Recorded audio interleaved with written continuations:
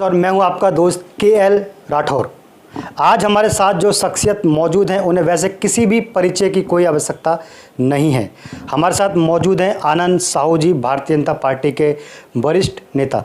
आनंद जी, पहले तो भारत न्यूज पे आपका हार्दिक स्वागत है। बहुत बहुत धन्यवाद आपको। आप हमेशा भारत न्यूज़ को देश का न्यूज़ बनाने के लिए लगे रहते हैं और जन जन की आवाज़ बन रहा है ये, इसके लिए आपको बधाई देता हूँ। बहुत बहुत धन्यवाद आनंद जी। जैसा कि आपने कहा कि भारत न्यूज़ जन जन की आवाज़ बनने का प्रयास कर रहा है और आप जैसे लोग जो कर्मठ हैं समाज के लिए वो सहयोग करेंगे तो एक ना एक दिन ज़रूर हम इस कामयाबी को पाएंगे।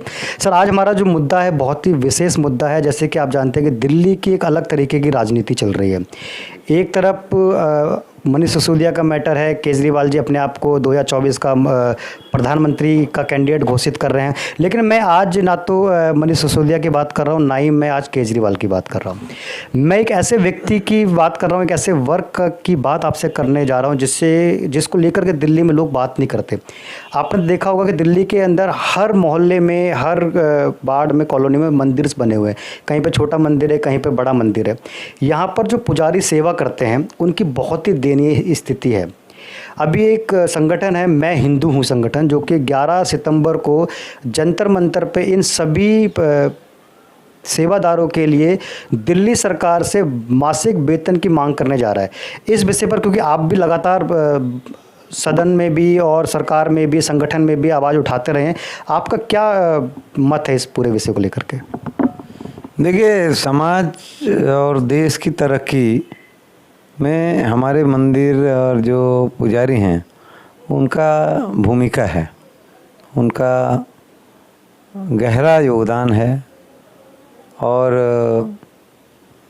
समाज के लोग अगर संस्कारित होते हैं और हमारी पीढ़ियां जो है अगर संस्कारित होते हैं तो उसकी संस्कारिता से देश का संस्कार जुड़ा हुआ है।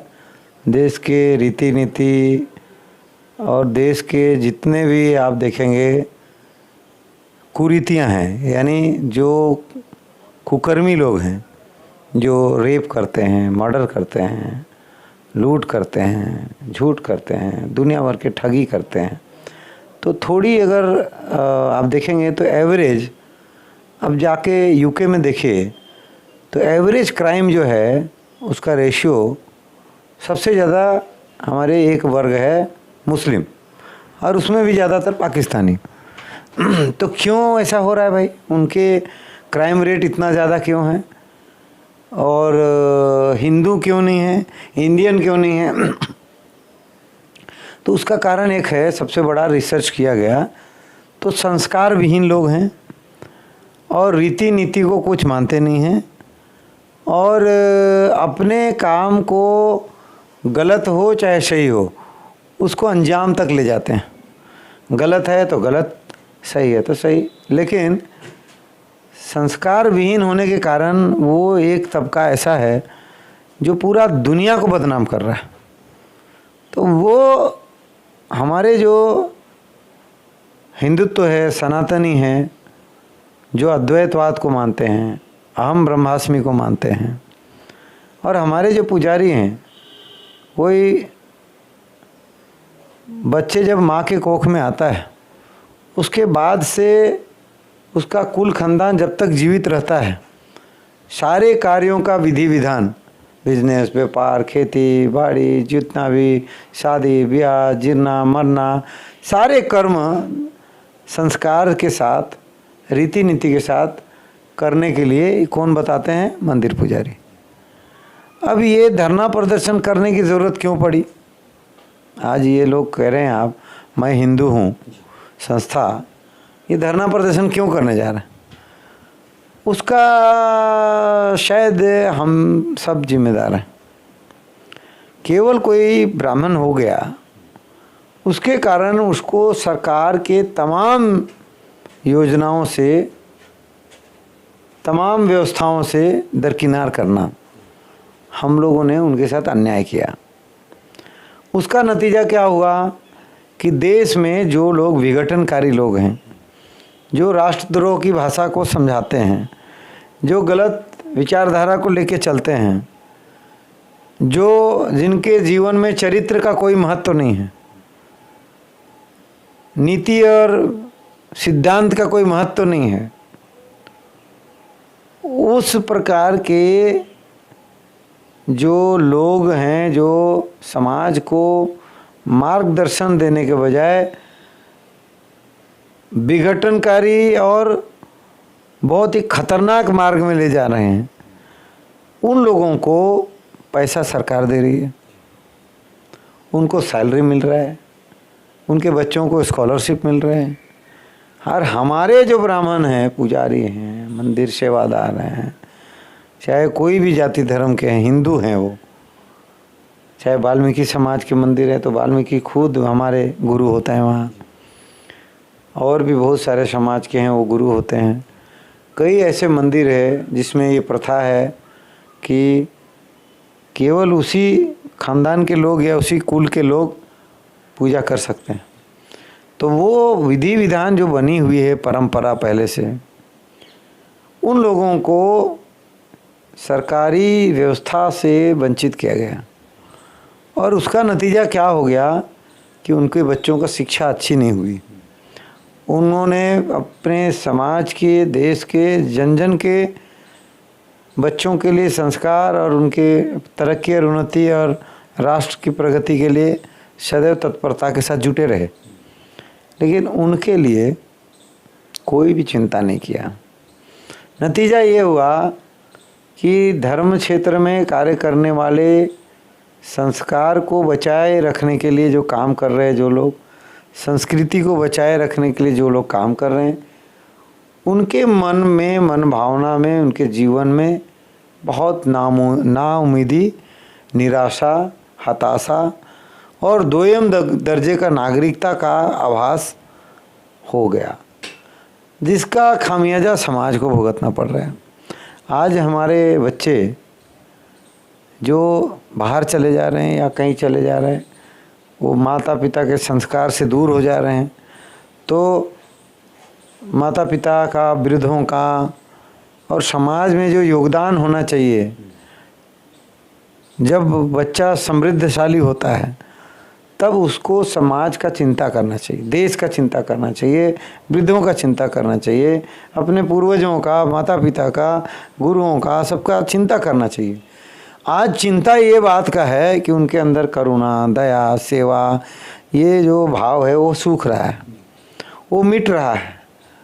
तो उसका नतीजा ये हो रहा है कि आज हमारे ब्राह्मण देवताओं को, हमारे जो पुजारी हैं, हमारे जो सेवादार हैं, चाहे किसी भी जाति, हम उनको सबको ब्राह्मण बोलते हैं, चाहे वो वाल्मीकि समाज के, क्योंकि वो ब्रह्म का काम कर रहे हैं। यानी वो ब्रह्म क्या है, जगत गुरु शंकराचार्य जी ने क्या कहा, अहम ब्रह्मास्मि। भगवान कृष्ण जी ने क्या कहा, मैं वो श्लोक जो उन्होंने कहा है वो भी मैं बताता हूँ। तो शायद आपका आज ये इंटरव्यू जो है पूरा हो जाएगा, फिर हमें और कुछ पूछने का भी शायद आपको ज़रूरत नहीं पड़ेगा। तो भगवान कृष्ण ने कहा है, भगवत गीता का 223 जो है उसमें 29 नंबर का श्लोक है, उसमें कहा कि जो योगी पुरुष अपने स्वरूप चेतन आत्मा को सब प्राणियों में देखता है और सब प्राणियों को अपने स्वरूप में देखता है, वही में योगी मेरा दर्शन करता है। उसको उन्होंने योगी कहा। जो मतलब चेतन आत्मा, जैसे हमारे अंदर है आत्मा, वही चेतन आत्मा सभी प्राणियों में देखता है बराबर, और सभी प्राणियों को अपने स्वरूप में देखता है। मैं जैसे आनंद हूँ, मैं मनुष्य हूँ, इसी स्वरूप में उनको देखना, जितने भी जीव आत्मा है उनको, क्योंकि आत्मा का साइज और वजन जो है सभी का एक है। तो दूसरा लाइन उन्होंने कहा कि जो मुझे सर्वत्र देखता है और सब कुछ मुझ में देखता है, उसके लिए न तो मैं कभी अदृश्य होता हूँ और न वह मेरे लिए अदृश्य होता है। तो भगवान जो है सबको जब बराबर कह रहे हैं कि सब एक हैं, तो हम दो तरह से उनको क्यों कर रहे हैं? हम उनके साथ इस प्रकार का दोयम दर्जा का काम, उनके साथ भेदभाव क्यों कर रहे हैं? हमें इसके लिए पूरे समाज को, देश को, आदरणीय प्रधानमंत्री जी से मैं हाथ जोड़ के विनती करता हूँ कि ऐसे हमारे पुजारियों का चिंता करें, उनका स्वास्थ्य का इलाज हो, उनके बच्चों की शिक्षा अच्छी हो, और जितने मंदिर पुजारी सेवादार हैं, चाहे जितने कोई भी जाति के हैं, सभी का चिंता करना चाहिए। चिंता करके उनको उनका पूरी तरह अमूल चूल उनका जीवन में तरक्की, उन्नति, प्रगति होगा तो समाज में विश्वास बढ़ेगा, भरोसा बढ़ेगा, उम्मीदें बढ़ेगी और उसका लाभ बहुत बड़ी दूरगामी होगा। जो विघटनकारी विचारधारा को जन्म दे रहे हैं, तो हमें राष्ट्रवादी और सनातनी विचारधारा को जब तक मजबूती प्रदान नहीं करेंगे, भारत कभी सुरक्षित नहीं रहेगा। तो जैसे कि आपने कहा कि जब तक हम सनातनी विचारधारा को मजबूत नहीं करेंगे, भारत कभी भी मजबूत नहीं बन सकता। जैसे कि जो मैं हिंदू संगठन जो 11 सितंबर को जो इसी मुद्दे को लेकर, क्योंकि आप इस मुद्दे को कई वर्षों से उठाते रहे हैं, जंतर मंतर पे एक आंदोलन करने जा रहा है और उनकी मांग भी है कि दिल्ली सरकार जो है इन सभी सेवादारों को मासिक तनख्वाह दे। आप उनको क्या संदेश देते हैं यहाँ से कि जो संगठन है जो करने जा रहा है, आपका पूरा सहयोग है, कैसे है सर? देखिए, मैं तो सदैव इनके लिए खड़ा हूँ। अगर मैं दिल्ली में रहूँगा 11 तारीख को तो मैं आऊँगा जंतर मंतर। अगर मैं नहीं आ पाया तो वीडियो से मैं कॉन्फ्रेंस करके वहाँ पर अपने जितने भी हमारे संत महंत आएंगे वहाँ, उन सबको मैं प्रणाम करूँगा और उनको आश्वासन देता हूँ कि इस विषय पे जितनी बड़ी लड़ाई लड़नी है, जो भी करना है वो जल्दी करना चाहिए, उसमें मैं पूर्ण रूप से सहयोग दूंगा। और जो सरकार ने वक्फ बोर्ड के माध्यम से एक पर्टिकुलर समाज के लोगों को पैसा दे रहे हैं, वेतन दे रहे हैं, तो हमारे पुजारियों को भी देना चाहिए। और इसी में बराबरी जो है महसूस होगा, सम्मान महसूस होगा। सभी हमारे पुजारी सेवादारों को बराबर उनको सम्मान करना चाहिए। बहुत बहुत धन्यवाद। तो दोस्तों, आप देख रहे हैं भारत न्यूज़ और ये थे आनंद साहू जी, भारतीय जनता पार्टी के वरिष्ठ नेता, जो कि कह रहे हैं कि ये इस लड़ाई को अंतिम छोर तक कंधे से कंधा मिला करके लड़ते रहेंगे। दोस्तों, आप देख रहे हैं भारत न्यूज़, देखते रहिए। सर, बहुत बहुत धन्यवाद, आपने अपना कीमती समय दिया। बहुत बहुत धन्यवाद बंधु, हम तो सदैव उपलब्ध हैं आप सबके लिए। धन्यवाद सर। दोस्तों, देखते रहिए, जुड़े रहिए भारत न्यूज़। धन्यवाद।